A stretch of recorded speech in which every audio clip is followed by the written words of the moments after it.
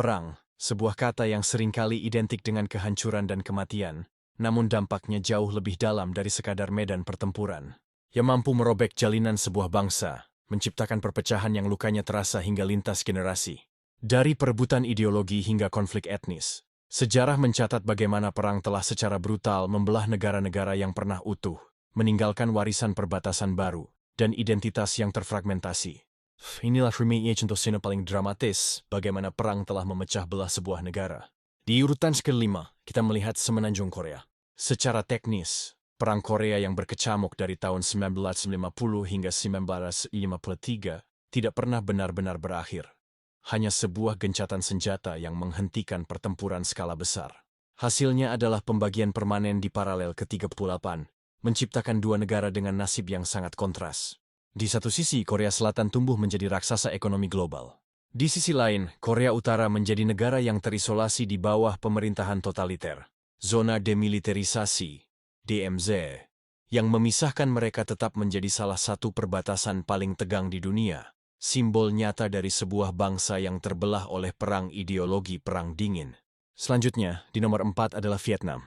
Mirip dengan Korea, Vietnam juga menjadi korban pertarungan proksi antara kekuatan komunis dan kapitalis.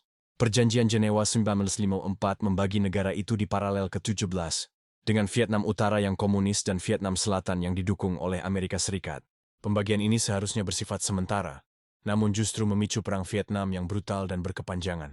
Hutan-hutan lebat menjadi saksi bisu pertempuran sengit yang menelan jutaan korban jiwa. Meskipun negara ini akhirnya bersatu kembali pada tahun 1975, setelah jatuhnya Saigon, proses reunifikasi tersebut diwarnai dengan luka mendalam dan trauma kolektif yang tak terlupakan.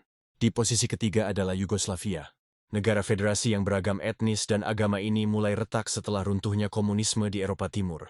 Nasionalisme yang agresif meledak menjadi serangkaian perang brutal pada awal tahun 1990-an. Pertempuran sengit, pembersihan etnis, dan pengepungan kota-kota seperti Sarajevo menghancurkan gagasan persaudaraan dan persatuan yang pernah ada. Akibatnya, Yugoslavia pecah berkeping-keping, melahirkan negara-negara baru seperti Slovenia, Kroasia, Bosnia dan Herzegovina, Makedonia Utara, Serbia, dan Montenegro. Perpecahan berdarah ini menjadi pengingat kelam tentang betapa berbahayanya politik identitas yang dibawa ke titik ekstrim. Di nomor 2, kita menyaksikan salah satu episode paling tragis dalam sejarah modern. Pemisahan India pada tahun 1947. Ketika Imperium Britania menarik diri dari anak benua itu, wilayah tersebut dibagi menjadi dua negara berdasarkan garis agama, yaitu India yang mayoritas Hindu dan Pakistan yang mayoritas Muslim. Proses yang tergesa-gesa ini memicu kekerasan komunal yang tak terkendali dan salah satu migrasi manusia terbesar dalam sejarah.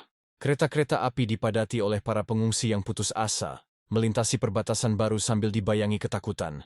Jutaan orang kehilangan rumah, dan lebih dari 1 juta orang tewas. Luka dari pemisahan ini terus membentuk hubungan yang tegang antara India dan Pakistan hingga hari ini. Akhirnya di nomor 1 adalah Yaman. Pernah menjadi dua negara terpisah, utara dan selatan.